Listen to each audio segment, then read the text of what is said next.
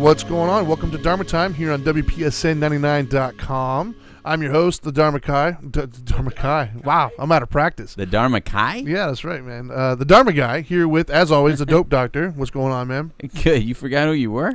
I guess so, man. It's been a while. For those of you who listened on a continuous basis. Well, it's very Miyagi-ish of you. Dharma Guy. Well, that's why I kept thinking Cobra Kai, right? Yeah. Anyways, I digress. Yeah, it's been a good minute since we've been on live on either one of the shows, actually. Yeah. This one or the Couch Live, which could be seen and heard every Friday from 12 to 1. Well, we did it from UCF, but... Yeah, we did. But no, we haven't done Dharma Time in a while. I've been on vacation. I was up in Tennessee, enjoying the mountains up there. And then I think you were out of town for a little bit, had some other things to do. So we've been off. Having said that, we decided to come back, and today's show is going to be back to basics. We're going to kind of cover the foundations, if you will. Because we forgot. Yeah, right? We got to remind ourselves. We don't know the basics anymore. Yeah, and my basics is I'm the Dharma Guy, not Dharma Kai. Yeah. I like the Dharma Guy. We should call the fans of Dharma Guy the Dharma Guy. The Dharma Guy. Sure. I think that's a go. I can't even wear some parrot heads. That's now a thing. Dharma Guys. That's right. How are the Dharma Guys? Hopefully they're doing well. I like it. So I did forget or I didn't forget, I should say, to mention the sponsors, so I got them all written down. Let's run through that very quickly so we can get started on the basics. So we have Retreat Behavioral Health, Journey Pier, and Gatehouse, all three treatment facilities that we refer to, as well as our foundation refers to. We have the Orange County Drug Free Coalition, been a big supporter of the foundation, or both the foundation and the radio show. More importantly, the Couch Live from 20 years now, which is awesome. And then we have Now Matters More Foundation, of which, of course, he is the founder. I'm the president. You can see more about what we do or donate at nowmattersmore.org, or you can call 833-NOW-MATTERS if you or anybody else is struggling with drug and alcohol related issues. And last but not least, we have Sports Subaru South, which we're vastly approaching. Their event called Share the Love, which begins November 15th through December 31st, which they and Subaru itself will donate $250, a.k.a. $500, for every car sold in that time frame, and give to the Now Matters More Foundation. So we're very, very excited for that. Yay. Thank you. We're getting close, man. November's not that far off now. Did you say vastly important? Yes. What's I said vastly approaching. Vastly approaching. Yeah. What is vastly approaching? What's it's another a sexy way of saying synonym? fast. Quickly. Is that what it is? Yes, we're quickly approaching. So why not just say quickly? I just did. So, and as always, you can follow us on social media. That's at WPSN99. That's at the Dharma Guy, at the Dope Doctor, and of course at Now Matters More. And you can follow us if you want to watch us live. You can watch on Facebook at WPSN99. You can also see this show later on afterwards on all the podcasts, right. iTunes, YouTube, all that stuff. YouTube is youtube.com/Dharma Time. I got my winter clothing on. You do have your winter clothing. It's like hot outside, dude. What are you doing? Look, so that people on You're an embarrassment on YouTube can see. Ridiculous. I got my what? It's embarrassment, man. It's freezing in here. It's not freezing. I'm in here in shorts and dude, it's like mid-70s in here. Mid-70s. It is. The thing the thing is set at 72, I think it is. No. Yeah. I didn't touch it because I didn't want to deal with my arch nemesis over there with the AC controls. It's freezing. Do you see icicles off my eyelids? Oh my gosh. Anyways. All right, so let's do back to basics, man. All right. I decided to go back to basics, A, because we've been gone for so long, and B, I think that if somebody were to watch the show, maybe the last 10 shows, if you will, yeah, we don't expressly talk about foundational spiritual kind of components, if you will. We kind of just, we use those components to address popular subjects or issues people might be dealing with. Right. However, I think it was a good time to review, I guess, the foundation in which we're coming from. Right. So that's why I figured back to basics. That makes sense. Thank you. I try. Wow. So, in this show, let's call them to be as, I don't know, non-secular, if you will. Let's call it the words today. Jeez, vastly non-secular. Well, at the end of the day, I'm going to start writing these down, and at the end, I'm going to make you use all of these in one sentence. There you go. Okay. So, vastly... non-secularly speaking, let's call them the 12 keys to spirituality. Okay. Right? All right. Having said that, for those of you in the know, and I think I saw a couple people pop on watching live, like Simon, for instance. What's up, Simon? You guys will know what these are. It's the 4 Truths and Eightfold Path. What does Simon say? I don't know. You have to wait and see. But you can't do it unless he says it, though. That's right. Anyway, so it's essentially going to be the 4 Truths, Eightfold Path. We'll explain them kind of the best we can, and hopefully we get through them all. It is only an hour show, and we like to talk. So, all right. So the first one. So the first of the 12 is pain as a part of life. Amen to that. Yes, and I'm actually. Don't we love pain? I'm feeling so much of it recently. Exactly. Thank you, pain. All right. So I'm going to actually I haven't read this in a long time, so it's going to be interesting to read this. But I wrote this like a long time ago, actually, when I was going to come up with a program. I broke it down into like a very easy thing for other people to do. All right. So I'm going to use that as a basis to keep us on track. Yeah, do that. So the first one I have here is, first key is to always remember that the world we live in is very volatile and doesn't always provide for us in the way we think it should. Therefore, some might say that a part of being human is knowing that a certain aspect of life will always leave us feeling dissatisfied. Right. That's not unique to one person. Rather, every human on earth experiences this. Meaning, no matter how you try to live, there will always be some things outside of your control that cause you to feel frustrated, angry, sad, and even at times victimized. This isn't a problem or caused by you doing something wrong. It's just life being life, and that's okay. Always remember that it's not if something dissatisfactory will happen, it's when will it happen. All right, so let me get this straight. Damn, I'm a good writer. I'm sorry. That was good. I'm going to pat myself on the back Why on don't that you go ahead and pat yourself on the back. So you're saying Buddhism doesn't say that if you did something bad in the past, that things are happening bad to you because you did something bad in the past life. Well, we don't necessarily call them bad per se. What we call bad as laymen's is essentially just saying that something that didn't fall within your expectations. Okay. Something that was dissatisfactory. But the first truth, right? So, no, but so you're saying it just happens, though, but you're saying it's not related then to like past deeds. Yes and no.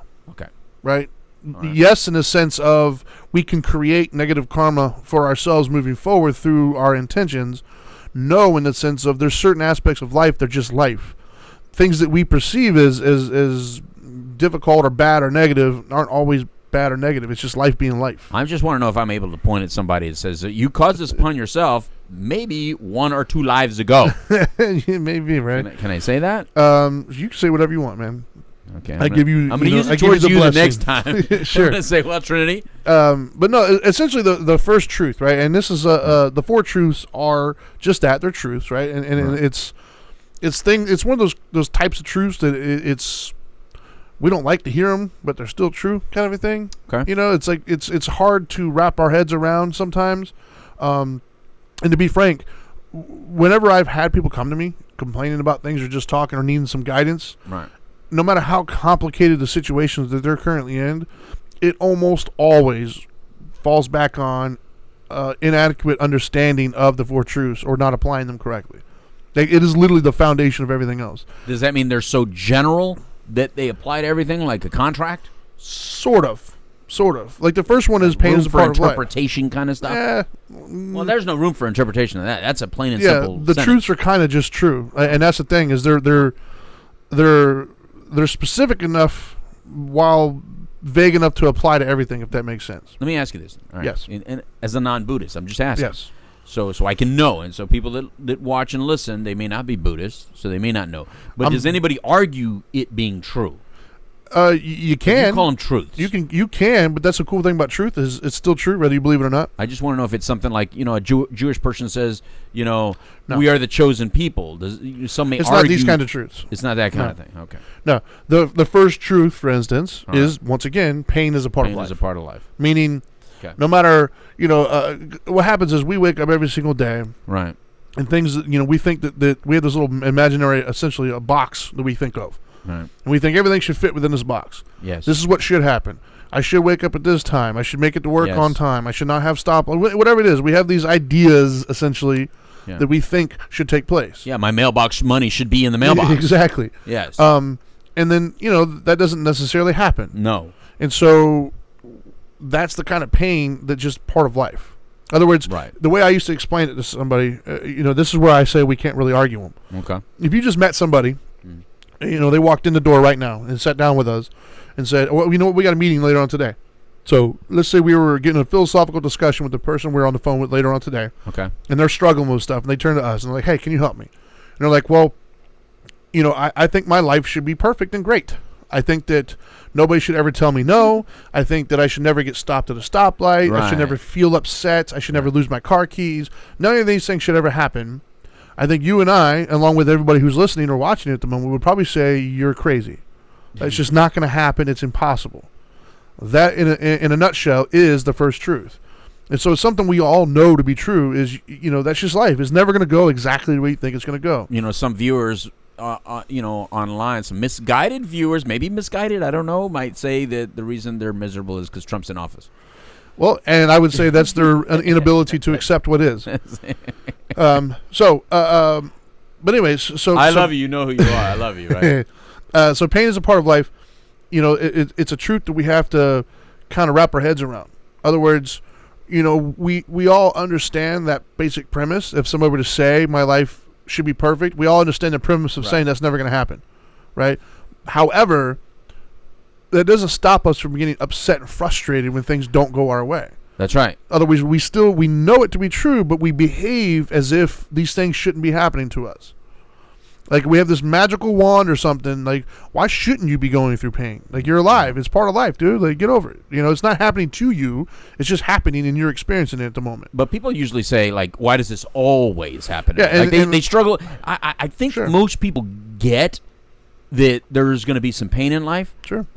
But I think some people have a difficulty understanding how often it may happen to them. Exactly. Right? Well, not only that, but they have to define pain, right? Like, in this, in reference to what we're talking about, ouch. We That's how define I define pain. Well, we define pain as anything unsatisfactory. Okay. And so that could be something as minute as I lost my keys today, or they stopped selling my favorite drink at the store, whatever, to something as serious as my mother died, or my father died, or my brother died, or whatever. Don't put that on us. My point is, it's the whole spectrum, right? So anything we deem unsatisfactory, dude, that happens all day long.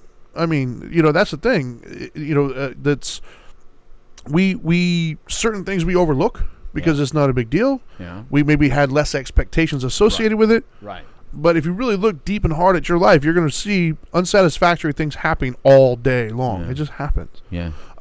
Some were easier to deal with than others. But the point is, the first truth that we all have to just accept is pain is a part of life. So in those moments when we have this woe is me, is like, why does this always happen? Because you're alive. That's why. Right. Like, it's going to happen. Stop acting as if it's not. And there's a big difference between pain as a part of life and life sucks. Sure. Because life sucks is just a negative viewpoint. Well, life sucks is pain your as a part of perspective, life is not a negative viewpoint. Correct. It's a It's reality. just truth. It's truth. Pain is a part of life. Right. If you are alive and you are a human being, you're going to experience pain. Right. It's not a matter of if, it's just when. Like, some point today, you're going to experience pain. I don't know when, I don't know how significant it's going to be, but it's going to happen. Right. Stop expecting it not to happen. Which then leads us to our second key. Okay. Second one, I'm going to read what I wrote again just because I'm a hell of a Because writer. you like what you write. I Yeah. did. And this is like 8 years ago I wrote all this. Oh, my God. You actually knew what you were talking I about. probably got worse. But anyways, the second key is to realize that we create more pain and frustration for ourselves with the thinking that anytime we feel pain or hurt, there is something wrong that needs to be fixed. Trying to make our lives completely perfect and great all of the time can't be done, and only causes us to feel more angry, more frustrated, and even like a failure at our inability to accomplish that task. As the first key tells us, those feelings are normal and are a part of this life. Therefore, it would be like trying to push away the floor. It can't be done. Instead of spending our time avoiding the bad feelings or chasing the good ones, we need to learn to accept things the way they are and not the way we want them to be. Acceptance is saying that although I prefer for this situation to be different, I will accept that this is the way it is and simply adapt. So, let me rephrase that. The second truth, basically, is understanding that we cause our own suffering. So there's pain and then there's suffering. That's a rephrase? Yeah. Pain, Okay. well, that's the actual truth, by the way. Okay. So pain is just things that we deem unsatisfactory that are going to happen in life. Okay. We cause our own suffering, and suffering will be that mental stuff, that feeling of, why does this always happen to me? This discontent, this anger, this whatever it is. We cause that to ourselves by constantly chasing the good and running away from what we perceive as bad. I do like telling my kid that. You're choosing to be miserable right Yes. now. I like that. So essentially, I think I've used this example on the show before, but like, two people come back from a war, and both of them lost their legs. Okay. One guy is upset and miserable and blames the world for all of his issues. He's just bitter and angry and complaining about pain all day long. And I think everybody would be like, yeah, I get it. But then there's the other gentleman has the same exact pain, the same situation, but he decides to go around the country and try to motivate people and have a positive outlook and be thankful he's still alive and try to touch others' lives. Same situation, both of them experience pain, but one is suffering and one's not. The suffering is the mental anguish that we put ourselves through. The other one is not suffering because he's essentially accepted it, adapted, and moved on. Right. So the second, because he's probably on some heavy morphine, maybe, and so he's like, well, they both got are. legs. I mean, because I gotta be honest, I'd probably rant and rave a while. Yeah, and you would be totally justified in certain people's eyes, but it doesn't change the fact that you're going to live this miserable life essentially. Like, you can choose that. And the thing is, we have this weird thing and we're wired this way, by the way. Like, this isn't like a new thing. Right. As humans, that's how we've survived as a species, is adapting and going towards the good and running away from the bad. Right. If I'm in a village and you get eaten by a saber-toothed tiger, I'm going to say, hey, maybe I should avoid saber-toothed tigers moving forward. Okay. That keeps me alive. Time out. This theme of first you killed your mom and now you got me eaten by a saber-toothed tiger. Let's stop with these analogies. No. By the end of the show, we're all going to die. So, all right, you already killed me and your mom. That's right. How about Richard? Kill Richard. Richard's watching. He's next. All right, he's next. Jeez. But anyways, and then they're clinging to the good, right? Like, hey, tiger. this river seems to provide fish and foliage and. You mean the river Richard drowned in? Yes. So this provides all these good things. I'm gonna build my village right next to that. I'm gonna cling to this good stuff. Well, that's just right? stupid. Well, hey, whatever. It's an analogy. Get over it. The point is it's innate in us to want to feel good all the time and not want to feel bad. Like, this is just a normal part of our psyche. Right. The problem with that is it's impossible. You're never going to feel good all the time because even good things have a built-in, sadness, if you will, to them. Because no matter what good it is, it's going to stop at some point. It has an ending point. Well, you said don't chase the highs. Yes. Can you explain that? I obviously understand the negative of chasing certain highs, But, well, all of them have this negative. But I guess I guess it's a matter of interpretation of what are the highs, because successes are highs. Sure. Right. And I am a person that likes to chase certain highs, meaning success. Sure. Helping someone out makes me feel good. There's certain rushes that come along with certain victories. Sure. I am competitive. That's chasing a high. So it's impossible for me to be a perfect Buddhist if I was going to be a Buddhist. No, because Buddhism doesn't say you can't have goals and desires. That Buddhism is basically saying your happiness shouldn't depend upon that outcome. In other words, your happiness shouldn't depend upon constantly having those highs. I thought you said don't chase the highs, though. Well, yeah, you can't. Well, cling to them is the technical term. Okay. But the point is, even those highs, it comes and goes, right? Because let's say you help somebody. Yeah. Well, you're not going to feel high off of that one helping person for the rest of your life. It's going to go away. Oh, that's why I got to help somebody else. So call 833 Now Matters. That's right. So the point is, the example I used one time when I was at Sleeping Moon a long time ago. Okay. Somebody there enjoyed whatever the coffee was.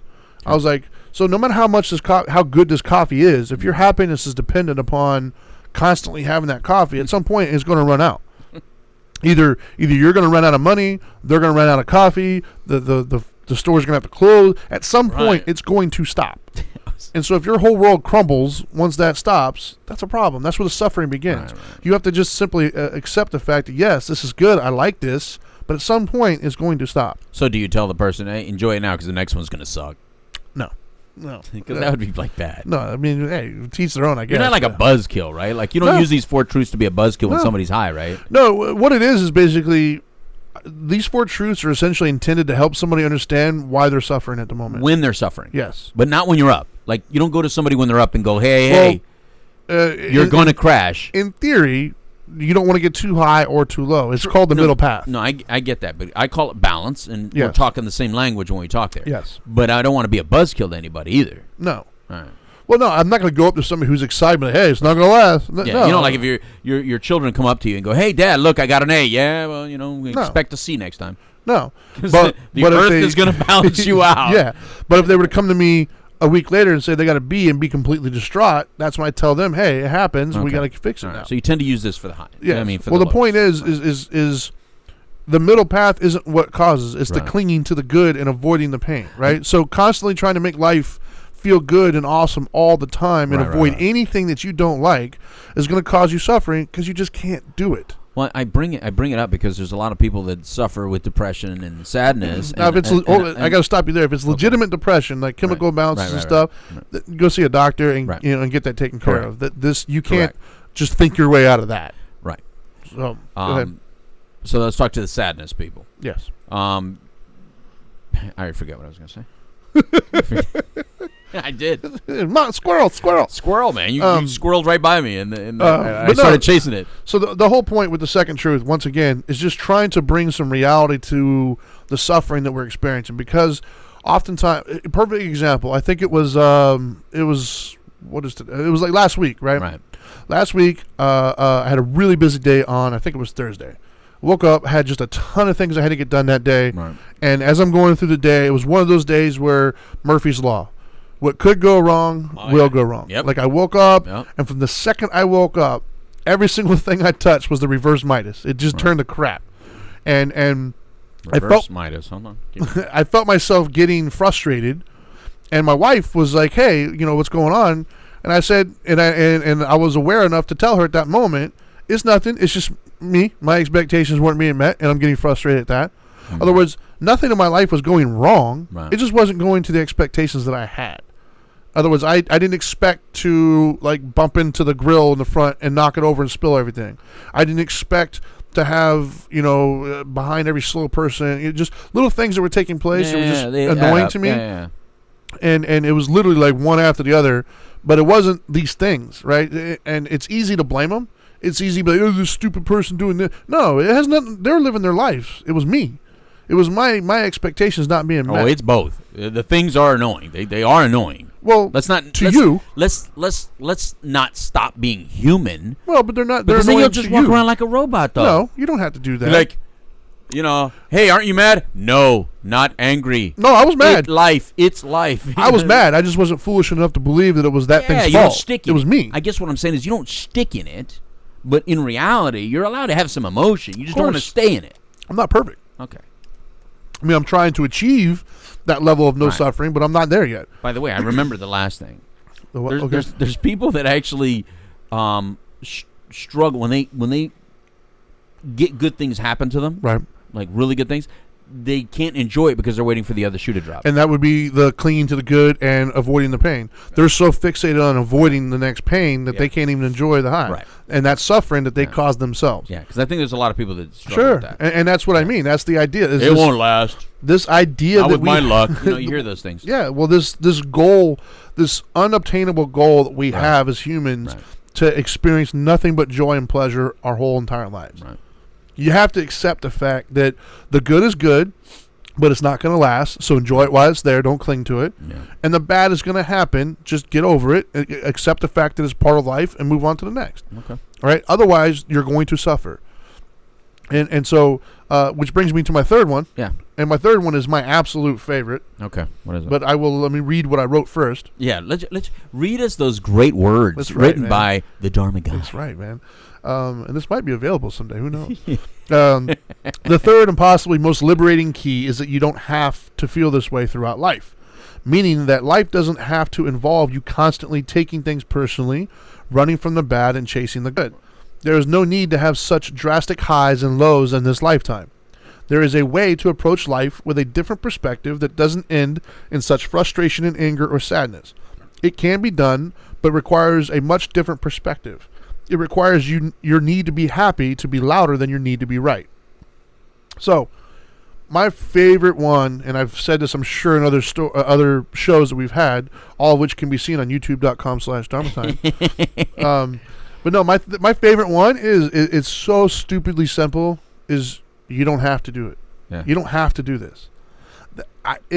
when I tell you that blew my mind, and I've blown other people's minds. There was a gentleman who I can think of right now. I can't say his name because of HIPAA or whatever, but when we were in Tropical, there was a gentleman in there that was in his, like, I think mid 70s, early 70s. Okay. Pretty successful in business. Right. And he was in Tropical when he was getting some help. Did you drive a sports car? Yes. Okay. You know exactly what I'm talking about. Yep. Very cool guy. Him and I hit it off very well. Right. But I'll never forget, he was in one of my groups, and when I explained to him the third truth, he was blown away. Because in 70-some years, he's never heard that before. And I know for me, when I heard it the first time, I was kind of taken aback as well. When I was like, there is another way. You don't have to do this. Like the idea that something I don't like happened, I have to get upset about it. Like, that's horrible. You should be upset about that. Like, for instance, the example I use a lot is if I go outside and my tire's flat. There was a time in my life where the idea of not being upset about that just didn't enter into the equation. Like, what do you mean? I'm pissed off. I got a flat tire. It's going to cost me money. You know what I mean? Like, just the idea of being able to walk outside, see a flat tire, and not get pissed off about it. Right. Just, what? Like, what do you mean I don't have to get mad? So there were certain emotions that I attached to certain things that you that was what you did.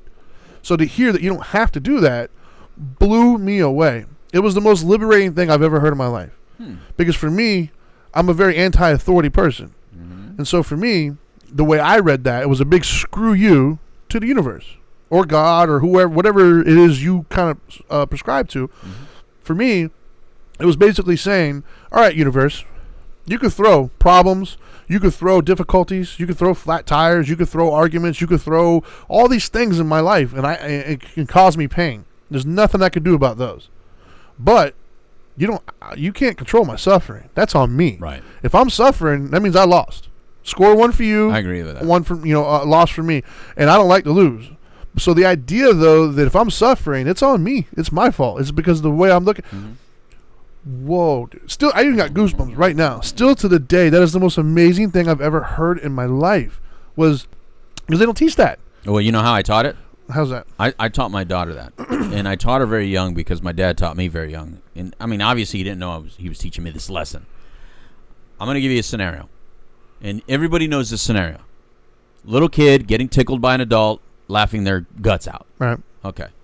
Well, my uncle in El Paso used to do that, and my dad hated it. So my dad took me to the side and got on me about it. About tickling? About me laughing like a little girl, like you said, when I was getting tickled. It didn't make sense, and you think, wow, that's abusive. No. I got what my dad was saying. He didn't like it. He just didn't like the way the whole scenario played out. Okay. So whatever my dad told me and how he told me, I didn't take it bad. I'm a daddy's boy. I took it. And so the next time I taught myself how not to laugh at the tickle. It no longer was ticklish. Okay. So let me fast forward. So your dad took tickling away from you. Took tickling away. That's horrible. It was weird. I'm No, it was a very empowering. Very empowering. I loved it, actually, because I thought I was very ticklish. You can touch me in certain spots, and very uncontrollable. And now, like, nothing. So then when my daughter was real small, I did it, but in a positive way. Okay. I said, all right, you're going to be strong, and it's not going to tickle you, right? Because you could, you go like that, and so I showed her it's very powerful for her to not laugh and be ticklish. Okay. Dahlia does it perfectly. Doesn't surprise me. She seems stone cold to me. She learned that really young because Right. I would tell her that is a skill. Of nobody can take that control from you. Yeah. So in other words, don't go abusing your children or whatever. I'm not saying laughter's bad, but what I'm saying is I learned that early on that something as simple as tickling, because you think you're ticklish. Yeah. No, you choose to be ticklish. Sure. And once I learned that choice, that's what you're talking about. I mean, you're using it for one example. Yeah. I guess I'm giving you an actual physical example. That Yeah. if you could do it in a physical form, you definitely can do it in an emotional form. And that's why I always say I'm handling it unskillfully. Right. I don't say I'm handling it wrong. Right. I'm unskillfully handling it. Like, I have in my mind, I want to achieve a certain level of enlightenment. Right. But in order to do that, I've got to be skillful in all these other things. So if I'm not achieving that goal, it's because I'm unskillful in whatever situation I'm encountering. Right. And so, make no mistake, the third truth requires a lot. It's simple, but it's not easy. Yeah. Right? It's a very simple concept, but it's very difficult because we're emotional creatures and we're connected to a lot of outcomes. And certain situations are easier than others, right? Mm-hmm. And so, like the example that kind of made sense to me, anyways, was when I was working at the Postal Service, right? Prior to that point, I experienced some success in the business world, and I got to meet other people who were doing extremely well in life. Right. So I was exposed to just a different way of life. And so when I got to the Postal Service, which was more, blue collar, middle class, benefits, kind of just making decent money. Right. I wasn't as mesmerized by that as some others, because I saw that there was another way. I saw people making crazy amount of money, driving around, and really. So to me, I was like, wait a minute, this isn't like the end goal here. This is just a stepping stone. And I remember looking around at these people, and I would get frustrated when I was younger. I would get angry almost when I would see them so dedicated and committed to, like, this is it, we're done. Like, I made it to the inland. I'm just going to stay here until I die, basically. And the status quo. Yeah, and for me, it was frustrating that they didn't understand that there was more in life than just the Postal Service, right? But the true joke was on me, because what I didn't understand was my reactions to things weren't, there was another way. So just like I was trying to get them to understand there's another way financially in the world, I needed to understand there's another way mentally and emotionally in the world. And so that was like one of my big moments, is when I realized, because I used to, up to that point, it was always, well, I'm upset because they did this, or I'm pissed off because of this. No, it's me. Right. That's why one of my favorite phrases, there's a huge punch to the gut, but I love it, is your best thinking got you here. That's right. Like, it's your best thinking. Yeah. The way you value things, the way you approach things, your perception on things is what's causing your suffering. Your decision making. It's not your boss. It's not your spouse. It's not your kids. It's you. Yes. You can be happy in your current situation. You're just choosing not to. Yes. You're choosing to focus on the things that don't go the way you want them to go and getting upset about them. So why should I have to pay you $15.50 an hour? Yeah. You choose to live off minimum wage. Sure. That's a choice to a lot of people. Yes. Not to everybody. Yes, dear. Not to everybody. I'm not even looking into that. I know where you're going, but I'm not going to get I'm into just that one. saying. Yes, I agree. I'm just saying. As an employer, I want to pay people well, but we need to have that money coming in. Not every person wants to buy an orange for $50. Sure. Not everyone can afford an orange for $50. Sure. Right? Yeah. So if I could sell an orange for $50, I'd pay everybody $15.50 an hour or whatever. But that's the reality of the world. We want everything cheap, but we want to get paid a lot, and those things don't work in a capitalist society. Sure. Right? So now the fourth, where'd I go with that? You're taking it to where I'm not going to let it happen because there's people listening. I know. There's people listening. The fourth key, and I'm gonna rehash these in a minute. Real but spiritual. The fourth one. So the fourth key to spirituality is knowing that the way to achieve the most skillful perspective is through following and understanding these 12 keys of spirituality. These particular ideals will help you achieve a way of approaching this life that is in more harmony with the reality of life rather than our misguided delusions. So the misguided delusions. I love that one. The fourth truth, if you will, is the way. Right? It's the eightfold path in Buddhist terms, but it's essentially 8 skills that we develop in ourselves that help us achieve the cessation of suffering. You know, this idea of I'm gonna live my life without suffering. Right. So those would be the 4 truths, and that's what I mean by they're truths. So you can argue them if you want, but they're still true. Pain is going to be a part of your life. Anybody who wants to argue against that, I'd be more than happy to take up that other side. Like, there's no way you're going to convince me that there's a way to live your life there's at least one without pain. It's just not going to happen. You cause your own suffering. It's not somebody else. Yep. Your suffering is due to your perspective and your expectations that you're placing on things not being met. It's not other things' job to live up to your expectations. I would have personally liked to say continued should have been added in that, but okay. Continued. I think it should have been you cause your own continued suffering. Yeah, I mean your initial suffering could be instinctual. It's the loss of a life. I mean, you're going to suffer. Sure. But your continued, I would have added the word continued. But that's me trying to rewrite the book. Well, the reason why because I mean my initial suffering was not caused by me. Yeah, my continued suffering was caused by me. Well, your initial suffering was caused. A loss might have happened, but you're still the one that was expected not to go. You're still the one that was handling that. Let me tell you something. If you lost a child or you lost a parent, and you're by all means, suffer. If you. No, I don't suffer. I don't want that life. So I don't want to be a perfect. I don't think everybody does. I want to be a perfect Buddhist. Nobody Because says that you your have to be. continued suffering would make more sense. But the difference, see, once again, people confuse, like you said, perfect Buddhist. Nobody said anything about perfection. I'm a Buddhist, but it's a path, dude. No, I'm It's going not by that truth that you just said, though. That I cause my own suffering. I don't It doesn't cause tell you not to. all my own suffering, but I do cause my continued suffering. Well, that's the thing. Is what I'm agreeing to, I guess. Well, don't confuse truth and reality with expectations. Meaning, What I'm saying is I could argue that truth. The first truth I can't argue. Pain is a part of life. There's no argument to that. sure, The second one, I could argue. I could argue that it needed the word continued you'd in be there. wrong, but you could argue it. Well, that's your opinion. That's your perspective. Maybe. You have a choice to have that perspective. Yeah, touche. Enjoy it. Um, See, I'm learning. no, but the point That's is, Buddhism. nobody made you do that. It was your own brain. It was you. It was your perspective, your desire for it not to happen. And yours. And nobody's saying it's wrong, but nobody made you do that. You did that on your own, which is fine. Not everybody's saying I'm wrong. Only Buddhists, Well, apparently. no, because in the biblical sense, God works in mysterious ways. Who are you to argue with God? See, so it could go in any direction. I don't argue with God or Buddha. Sure. Anyways, I or digress. Dana. Yeah, that's a smart one right there. Yeah. Gentlemen, don't argue with your wives. You're wrong. So anyways, and the third truth is you don't have to suffer. There is a way out of the suffering. And the fourth one is the way, essentially. These are the 8 skills, right? And we're going to go through those in a minute. But the main thing is... And that one could probably be argued, too. I think the way could be argued by people. The way? Mm-hmm. Just the word the way? How would you argue that?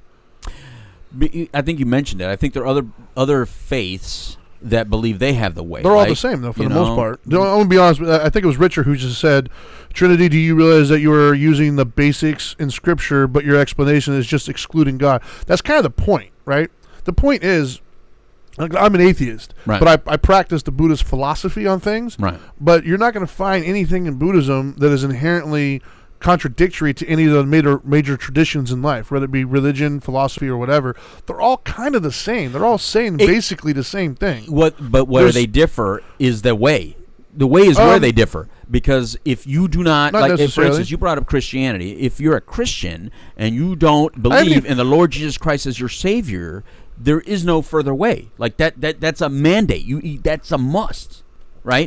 If you're I'm not talking about a beliefs. Muslim and you don't believe in Allah, you can't go further. Nothing in the way. So the tells way you is wrong. No, nothing in this way is telling you not to believe in those. You could choose to. What was the way again? We haven't even gotten to it yet. Oh. That's my point. Is you're arguing about something we haven't even talked about Well, yet. as soon as you said the way. Well, the way is just the Is it eight left skills. or is it right? It's neither. Tell me. It's neither. So, anyways, Okay. let's get to the way then. The way. Since I need to we're know going the way. there. All right. So, once again, let me read my beautiful writing here, and then we'll go into it. So, this will be the first part of the Eightfold Path, or AKA the 5th key to spirituality, if you will. This next one falls into 2 parts. Okay. First, understanding that these keys to spirituality are facts and not opinions or just some cool sayings. In other words, pain is a part of life is a fact. You gotta appreciate that. Yep. These keys might not be what we want to think of, but they're undeniable truths of reality. Rather than continually fighting these truths and causing frustration for ourselves, we need to surrender to these ideals and live by them. Secondly, we need to understand that our brain is wired a certain way. Whether we are aware or not, our brain is constantly judging everything in our life as positive, negative, or neutral. That's true. Very simply, I like it, I don't like it, or I don't care. This is extremely important to know because it guides our decision-making and our impulses all day. Therefore, our untrained decision-making, left unchecked, will be based upon our own carnal and material desires. So, the first part of the Eightfold Path, going back to what you were mentioning, I got to write that word. going back to what you were mentioning, is like if somebody died, it's okay that your brain deemed it as negative. There's nothing wrong with that. That's not the suffering part. That's just a fact. The suffering comes with your inability to move past it, your inability to accept for what it is. Which is what I said, move past. Which is what we're all saying. You're just getting stuck on semantics. No. So once again, you still can't deny it. Oh, that's not semantics. Yeah, it is. No. Because the word continued, it would have been better that they put it there. I'm sorry. Somebody call them up. In order for Can we get it added? for it to be suffering, Can there be an addendum? In order for it to be suffering, it has to continue. Like it can't just be a momentary blip on the screen. You can currently be suffering. Yeah. I'm currently suffering. Yeah, You which can means say it's that. happening. And if you're currently suffering, it's on you. Anyways, You can't say I'm currently suffer. You got to say suffering. You're making my argument for me there, bro. I just did not. Anyways, So the first skill, if you will, is number one, just understanding that these four truths are truths. Instead of trying to argue, you keep telling me that they are. They've been around for 3,000 years, man. So is Christianity or No, whatever. this is so older is than Christianity, Buddhism. actually. I'm not saying 3,000 years, but there's a lot of things that have been just because something's been around 3,000 years doesn't make it And true. nothing is inherently different in any of the scriptures. But I'm not really arguing what it's saying. I like what it's saying. I like the Sure. way of living. I like the here's what I like about what you're doing today. It's simple. Yes, It but not puts easy. the onus on you. Yes. It gives you power. It gives you the ability to just know it's okay to feel it, Yes. but it's also okay to let it go. Yes. There's nothing in this that says you have to be a martyr and carry the pain with you the rest of your life because that's what good sons do. Correct. Or that's what good men do. Or that's what good mothers do. And there's Correct. a lot of people that I think carry around. I'm just bringing it in a practical mode. Yeah. There's a lot of mothers out there that have lost their kids that feel I have to be in pain for the rest of my life because that's what good moms do. Sure. And Right? Yeah. And so you don't just go to them and say, hey, you're choosing to suffer. You caused this suffering. You can't say it like that. There's a more skillful and way of you putting won't, it. And you No, won't. of And I course know not. you won't. But I'm just saying that when you break this down as a healing tool, Right. rather than I don't have feelings, Mom, don't suffer, don't feel pain, your No. son died, yes, he And died, nobody's he was saying supposed that to either. die, that's what we all do. Instead of sounding like a freaking robot, there's a way to speak about this that just allows people to use this as a healing tool. And after all, if you're going to be part of any kind of faith at all or belief system at all, Sure. shouldn't it be able to be useful? Yeah. Well, and like the second truth part, it's basically the same thing. Your best thinking got you here. That's the same thing. And somebody could argue, well, it's not my... Yeah, it actually is. At the end of the day, you might have extenuating circumstances, but you're in control of this. And so... I like that sentence. Your best thinking got you here. Yeah, But typically... and that is the second truth, But by when the way. I'm using it, I'm usually using it more with someone who's struggling with accepting some decisions that they could have made differently. I don't use it in the grieving process, I guess is what I'm Sure. saying. You know what I'm saying? Yeah. In other words, people that are grieving... Well, I'm not going, hey, your best thinking got you. Of course here. not. There's a time and a That's what I'm place, saying. and there's a skillful way of doing it. Right. But the end result, all I'm saying is reality. How we go about introducing that reality that's where the skill part comes in as far as linguistics is And concerned. which one you use. Correct. At which time, right? Correct. Yeah. But fact is still fact, is what I'm getting at. And yes, Simon, you're probably right. Simon says, I see a part two. Louis won't let you get through the presenting of the points. That's right, But Simon. no, but I like this. Because there's practical people. Yes. Look, not everybody watching this is a Buddhist. Correct. So maybe Simon might be a Buddhist. And is Simon a Buddhist? Simon, are you a Buddhist? I don't. Or do you already understand? I don't these know. Eightfold Actually, Path? him and I've talked before, and I think he appreciates it for what it is. I don't know if he would call himself Okay, that or not. what I'm saying is it's real simple if you just accept all these. Say, okay, it's a truth. Okay, it's a Sure. truth. But you know what? That's not normal. No, and that's why I like the back Right. and forth That's not because I've had numerous people. Your phone's Right. going on. Yeah. I've had numerous people who have like had these debates. I Right. mean, dude, when I would do groups, this is what most of the group would be: is me trying to get somebody to see something that they don't necessarily want to see right now. And what I'm doing is I'm playing devil's advocate because at the end of the day, we have all different types of people that watch and listen to this. Yeah. And not everybody's in a good space. And you know what? Yeah. Especially when you're in a bad space, you find the negative in every sentence that comes at you. Of course. And I've had those people in you group. could have a reverend, you could have a rabbi, you could have a priest, you could have a Buddhist monk, you could have anybody being all positive, and yet that person will still fight everything that gets told, even though it's good stuff. I've had that person in group. So we have to. If I don't do it right here with you live, Of course. then and you can't come back and give a different way of saying it, or a different version, or a different way of Sure. of just understanding it, then the people just listening just accept it. Yeah, no, and I agree. My favorite ones in group were the ones that challenged me. I always won them over, but that was where the work comes in. Right. Trying to get somebody to see what they don't want to Right. see. So, anyways, And those are the basics. These four. yeah. Well, now we're on 5. No, at least four of the basics. Yeah. So with the fifth one, though, is essentially we have to understand. Yeah. With the fifth one, which would also be the first part of the Eightfold Path, the way, Okay. is just understanding that the four truths are true, and then also understanding that, our brains are going to deem things positive, negative, and neutral all day long. Now, granted, if anybody were to Google the Eightfold Path, this first one's a lot more in depth, but this is only an hour show. Do they teach these in order? they're not really order. The first 4 truths are in order, but the Eightfold Path, there's no specific order. Well, no, because on 5 you said that you have to believe that the first 4 are true. Yeah. So it sounds like Well, that's like because the I 12 listed steps. them. Well, I listed them in order, but if you were to read the it's called Right Understanding. Yeah. If you were to read that in and of itself, it mentions you have to understand the first 4 truths. That could be first. Then. Yeah. Okay. So, this is the way I put them when I ordered them. This is the way I learned them, so this is how I teach them. Right. Anyways, Sounds logical. but the reason why the reason why the positive, negative, neutral thing is in there is because oftentimes, like for myself, for instance, Right. because of what I grew up with, my first instinct is always going to be violence. The thing that pops in my head first is always going to be is always going to be a violent tendency, because that's just kind of how I'm wired. I agree. That's just my first instinct, right? Yeah. But some people, no matter what that instinct might be for them, they might look at that and think, I'm failing in this philosophy, or if you're religion, or whatever your particular spirituality might be. Right.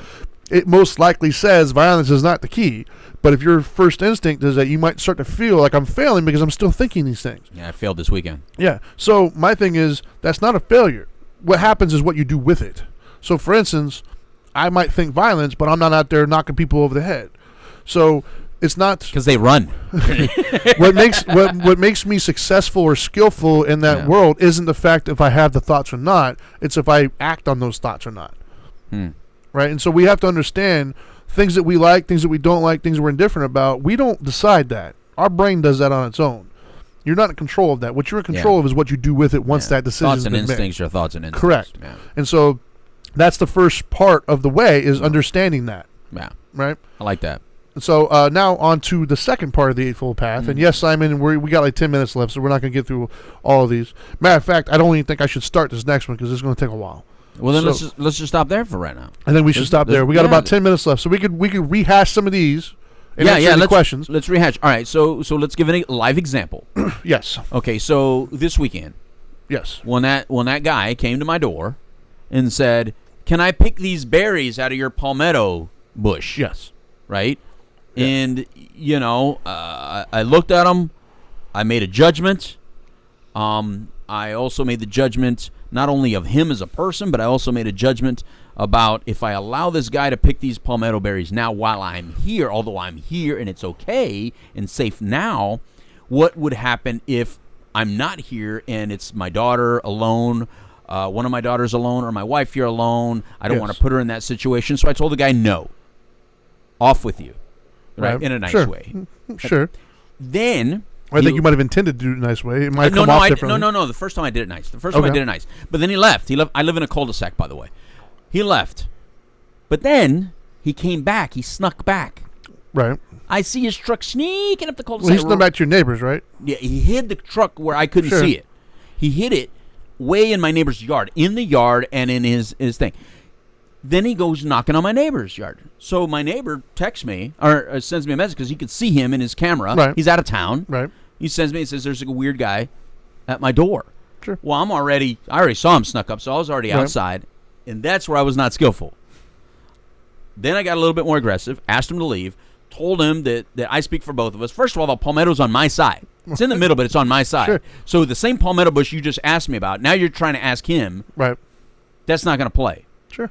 Well, then he got a little snippy with his little answer, and my skill went totally out the window, and I got very, very aggressive and said some harsh things to make sure he left. Sure. So what you're saying is, number one, I went straight to the violence, right? Well, or no, I didn't go straight to the violence because at straight. first I was nice at first. Well, I would say, but I lost my skills somewhere down the road. Well, what I would say, based upon because we had this conversation, I lost it like that day. What I would say is, if I'm just being factual here, I would say right off the bat, you were already stressed and dealing with some things. True. And so when that situation arose, you're already coming from a perspective of a stressed out individual. Yeah, I was already walking around with a cup that was almost about to spill. Your button was fully exposed anyways. Yeah. True. And so I think that, for instance, the implication that he was parking his car to sneak around, that's your perspective on it. There's no guarantee if you he would was. have saw where he parked. I'm just saying, like he might have. There could have been other circumstances. I'm not well, saying the first you're time wrong. he parked right in front of the house. Sure. The next I he saw parked the on video. a neighbor's grass. What I'm you saying don't park is- in someone's grass if you're not trying to hide. What I'm saying is you're not wrong Yeah. per se, but you're in like a court of law, for instance. That's inference. Like you don't Sure, know sure. what, No, you're right. what You're it right. was. All right. You're- Continue. And so that assumption was then leading into your reaction to things, Yes. and so Definitely. him sneaking down the thing, whatever, was your first truth. Oh, yeah. I is- put a whole narrative on yeah, it. but your first truth in the sense of pain is a part of life, like you're approaching it like, how dare you? Why would you come in my yard and sneak? Yeah. Now I took it personally. Yeah, exactly. Yeah. Well, of course he is, because Right. that's just what he's going to do. Right. You could have been Joe Bob from down the street. Yeah, He would have yeah, done the yeah. exact same thing. Yeah, It's no, not a I you took- thing. I took it It's a personally. him thing. Right. And so that was the accepting. Of course he's going to do that. You know, when you weren't really interested in accepting that at that moment. Yeah. Other times I probably would have laughed about it. Yeah, Look at this little jerk exactly. off. Yeah. And then the second truth would be, causing your own suffering. Well, you were causing your suffering by refusing to accept the fact that this dude's just being who he is. He's just trying to. He's trying to make a buck, man. Yeah, the he's- dude's trying yeah, to feed his family. He's I trying get to it. do his thing. Yeah. Third truth coming in the sense of you don't have to suffer. At any point, you could have chosen to just accept it for what it is and not what you want it to be. I know. In a perfect world, yeah, the dude would have never even showed up in your neighborhood, I know. but he did. But it felt good. But at the same token, you're not. The thing about, and this is a good takeaway today, I think, Right. is it's okay. Right. You give me a hug right now. Is that what you're saying? Yes. Well, what I'm getting at is, like, unless you are a Buddha, and once again, for anybody who doesn't know, Buddha is a term; it's not a person.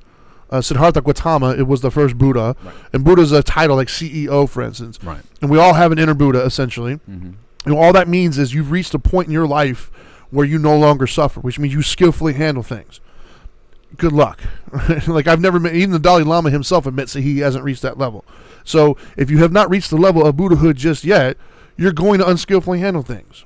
It is what it is. They call it a path for a reason. Right. Sometimes you're going to step off the path. Sometimes you're going to step on it. As long as your guiding principle is this way, you're doing a good job. But I think you're already in wrap-up mode. But I want you to close this scenario out. I am. Oh, okay. In a sense, what I'm saying is did you handle it as unskillfully as you could? No, you didn't go out there and knock the dude on the head or anything. So your premise, your overall philosophy still came through in the sense of nobody got hurt, nobody got anything. They walked away. Could you have handled it more skillfully? Absolutely. I guess what I'm getting at in it, though, is unfortunately what it teaches me, as peaceful as I now am, you know everything that I'm dealing with right now. Sure. You know the amount of things that I'm dealing with. Right. But I guess what I found out is the way I self-soothe, like some people go buy themselves a latte. Right. Some people go have a drink. One of the ways that I self-soothe is laughter, but the other way I self-soothe is conflict. Yeah, and that would And be I enjoy the confrontation. In other words, what I found out, I probably still would do it the same way because Right. I do enjoy it. Sure. And I think that's what I found out is like, that's how I self-soothe. I felt good about what I did. Now, was it the right thing? No. Would I teach it? No. Do I think I should have handled it another way? Absolutely. But unfortunately, I'm not only not as skilled sometimes, but my go-to good feeling right. is conflict aggression. Well, what you're getting at is number 7. Part two, Yeah, Simon. part 2 is number 7. Is mindfulness, and being mindful of. I'm very mindful of it. Well, after the fact, right? We got to work on being mindful in the moment, and that's a lot That's harder. the problem. I kind of am. That's where the problem. simple the versus easy debate, if you will. Right. Wanting different. Is that one of them? What, wanting different? Yeah. What do you mean? You got to want to change. Sort of. You got to be. Yeah. I mean, that's Because the I'm overall mindful of premise. it, but I need to want. If you don't want to change, change, then you're going to look at this philosophy and be like, "Why do I want it?" jeez, You know, I might be destined for suffering. Yeah. Well, to an extent, we all are, man. First of all, we're both married and we both have kids, so by definition, Oh, we're suffering? Yeah. Period. No, and that's once again semantically speaking, that's just fact. What I mean by that is and we're going to have to wrap it up on this one, but that is the Buddha once said, right, in his scripture in the Pali Canon, he says basically that thankfully there's nothing out there in life that is as hard to deal with skillfully Right. as sexuality is. Because if there was anything else out there that was as hard to deal with skillfully as sexuality was, nobody, including himself, would ever reach enlightenment. Yeah. And sexuality doesn't necessarily mean fornication per se. It's sexuality is those relationships. So the fact that you have a wife and children, those are a result of sexuality, and those are very, very difficult to relate to skillfully. So that's why the Buddha basically said, it's too hard, why even try it? Which is why the whole celibacy thing, you just answered it. Oops. That's where the whole celibacy thing came later. from. Right? You know, you don't have to be celibate, but just understand that if you don't, you're basically signing a contract saying I'm allowing a certain amount of suffering to enter, because when it comes to our loved ones, we're going to have expectations. We're going to cling to certain beliefs and desires, whether we want to or not. Right. In other words, and the way I try to explain it to somebody is, if a random person were to walk in here right now and just say you're ugly, you probably wouldn't care too much. Nah, but if you go home and your wife is like, you're ugly, it's going to hurt a little bit more. Yeah. Your expectations for those are a little bit different. So the fact that we have sexuality in our lives, we've made that agreement, if you will, part of that comes to that is suffering, and I happily take it because I know it. Well, luckily she's suffering more than me because she's with me. I'm with her, so I'm suffering a lot less. Points, Louis. Yeah. But on that note, we got like less than a minute left. Yeah, and you have to still use these words in a sentence in the last minute. Well, first off, let me tell everybody, we're not doing the 3 tips today because we're just going through basics. So we have time to whatever this may be. And there will be a part 2. Tune in next week, please. Share this to everybody who you think can use it. Right. Because this is given the basics and the foundation of everything we discuss here. So if you're going to share only one, this would be the one to share. Go ahead. All right. So the 3 things, you have to use these in a sentence. I'll do my best. Vastly, non-secular, oh my God, reverse Midas, carnal, and as a bonus word is polykanani. Well, Polykanani was just a book. Okay, so I'll throw that one out. Vastly, non-secular, reverse Midas, and carnal. Go. 4. Let me see them. You got them written down. I got to look at them. I'm a visual guy. Go right ahead. All right, let me try this. Your handwriting is about as bad as mine. Hey, reading bad handwriting is a part of life. It is.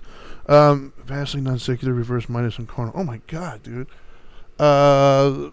Sometimes in the can I use variations of these words? No. So instead of vastly, I can't say that's vastness. That's the whole point. You chose to use that word. I can't say vast. You can. Okay. Yeah. All right. I'll give you that. So in the vastness of the world, we can sometimes allow our carnal desires to create situations of a reverse Midas effect in this non-secular world. Boom! Thank you.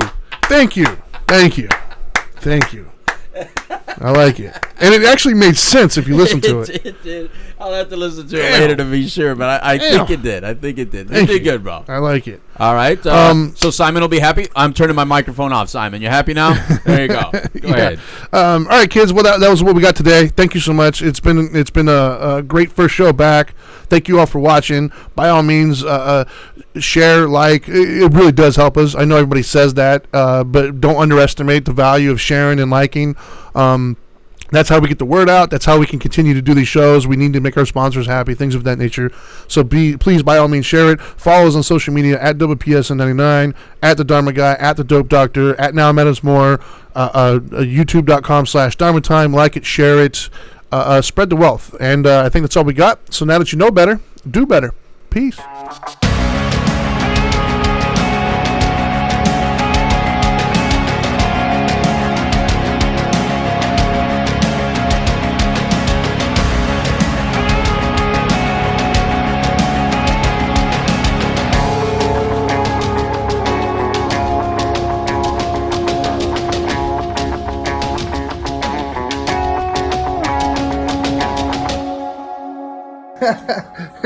Are you still here? What are you doing? I told you, go do better.